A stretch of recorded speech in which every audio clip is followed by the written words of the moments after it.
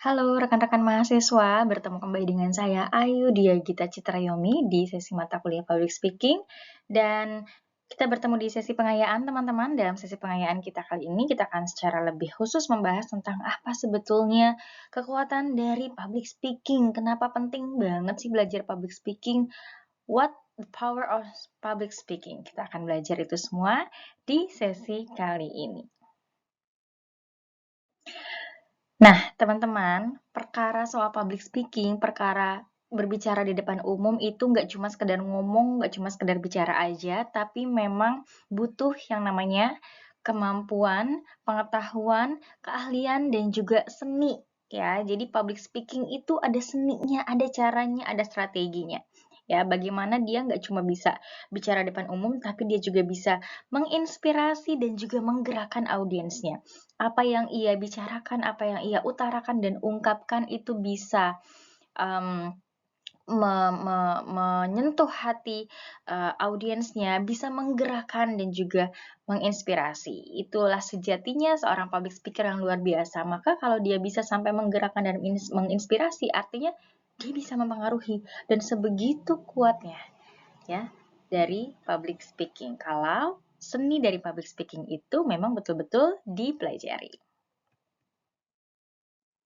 Kita suka lihat ya teman-teman, kalau misalnya orang bicara di depan deg-degan, keringet dingin, bingung, gugup, mau ngomong gitu ya karena takut dilihatin semua orang. Nah, itu semua tidak akan terjadi kalau kita sudah mempelajari seni dari public speaking. Kalau kita sudah bisa menguasai diri kita sendiri sehingga kita bisa kontrol diri kita sendiri ketika berbicara di depan umum, bahkan kita bisa sampai itu tadi, mempersuasi, ya, mempengaruhi sampai dengan menginspirasi juga menggerakkan audiens kita untuk melakukan atau bersikap seperti apa yang kita sampaikan. Sebelum ke sana, kita harus tahu dulu definisi public speaking. Nah, kalau ini teman-teman pasti udah bisa pelajari ya, apa itu public speaking. Kita sudah pelajari di pertemuan pertama tentunya, apa sih yang dimaksud dengan public speaking. Kemudian ada apa aja dalam unsur-unsur public speaking itu, ada pembicara, speaker ya, atau komunikator kalau dalam ilmu komunikasi. Ada pesan yang disampaikan nih, yang saya omongin ini kan pesan yang disampaikan ya. Ada audiens yang denger, yang nonton, kalau nggak ada yang dengerin, nggak ada yang nonton, nggak jadi public speaking namanya, itu ngomong sendiri ya. Ada media, langsung atau tidak langsung ya, tatap muka atau misalnya pidato melalui televisi, media sosial, dan lain sebagainya. Dan ada umpan balik, ada respon. Ya, jadi kalau kita lagi ngomong di depan, penonton atau audiens kita diem aja, pasif, itu ada dua ya. Kemungkinan dia paham atau bahkan mungkin tidak mendengarkan kita sama sekali. Jadi itu bisa jadi tanda tanya ya, kenapa bisa sampai seperti itu? Oke. Nah, teman-teman, kenapa penting banget belajar public speaking itu tadi? Karena kita bisa sampai level memengaruhi orang lain, maka kita bisa memanfaatkan itu semua untuk tentunya menyampaikan hal-hal yang bermanfaat, ya. Kita bisa meningkatkan kredibilitas kita di lingkungan sekitar, ya, di lingkungan pribadi maupun profesional. Secara pribadi kita bisa dipercaya oleh orang lain, kredibilitas kita diperhitungkan. Secara profesional kita bisa menyampaikan pesan-pesan apa yang kita mau sampaikan di lingkungan profesional. Kemudian bisa membangun reputasi dari seorang komunikator yang efektif, membuka peluang karir tentunya. Waduh, ini karir yang memerlukan keterampilan public speaking itu hampir semuanya, teman-teman. Nggak cuma MC, nggak cuma moderator ya. Seorang yang mau presentasi, mau menawarkan proyek-proyek tertentu, bahkan mau jualan sekalipun, pengusaha, pengiklan, itu kan harus bisa mempraktikkan ilmu public speaking ya. Kalau misalnya dia nggak ngerti caranya gimana, dia nggak akan paham bagaimana cara menyampaikan pesan-pesan itu, gimana caranya orang mau beli produknya, gimana caranya orang akan percaya tentang asuransi yang dia jual misalnya.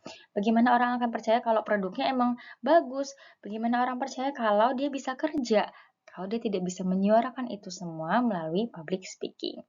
Dan tentunya yang tidak kalah penting adalah meningkatkan rasa percaya diri. Berapa banyak orang-orang tadinya nggak pede, sampai akhirnya dia percaya diri begitu ya untuk bisa, oke, saya berdiri di depan menyampaikan sesuatu dengan lantang dan yakin bahwa apa yang saya sampaikan adalah sebuah kebenaran, ada sumbernya, nggak ngasal ngomong aja, nggak gibah pastinya ya kalau dalam ilmu public speaking.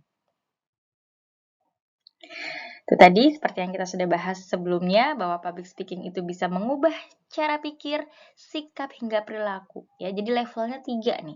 Dari mulai kita ngomong aja menyampaikan sesuatu, apa yang kita ngomong, apa yang kita bicarakan itu bisa mengubah pola pikir orang yang tadinya mungkin tidak suka jadi suka, orang yang tadinya suka jadi tidak suka ya sebaliknya, orang tadinya biasa aja jadi penasaran. Nah, atau sampai ke sikap. Orang tadinya setuju jadi nggak setuju atau sebaliknya ya, hingga perilaku. Itu kalau udah sampai mengubah perilaku berarti level public speaking-nya sudah luar biasa ya. Kemudian kekuatan menginspirasi ya, banyak sekali tokoh-tokoh yang ketika dia bicara di depan umum itu tentunya menginspirasi kita. Pengen banget ya kayak dia, cerita hidupnya luar biasa ya. Nah, ada unsur storytelling berarti nanti di situ ya. Gimana caranya bisa jadi dia ya, misalnya dengan kekurangan dan keterbatasan, dia bisa sekolah tinggi, bisa mendapat beasiswa, dan lain sebagainya. Kemudian membangun kredibilitas, tentunya kepercayaan orang-orang terhadap diri kita, dan bagaimana kita bisa menyampaikan identitas dan nilai-nilai yang ingin kita sampaikan dalam public speaking.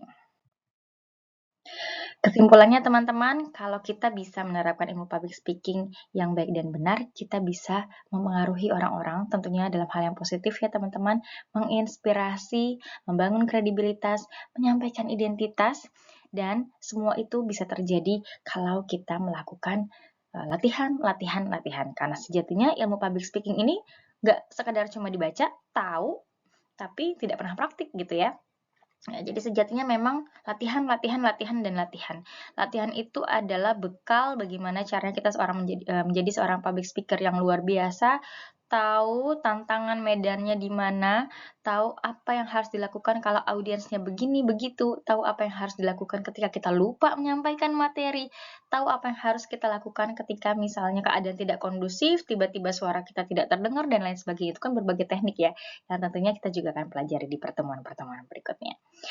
Nah, teman-teman, sampai di sini dulu untuk kelas pengayaan kita tentang kekuatan public speaking. Semoga semakin memperkaya hasanah dan pengetahuan teman-teman betapa pentingnya kita mempelajari public speaking apapun jenis pekerjaan kita nanti. Karena ini adalah skill dasar dari kita. Sampai bertemu lagi. Wassalamualaikum warahmatullahi wabarakatuh.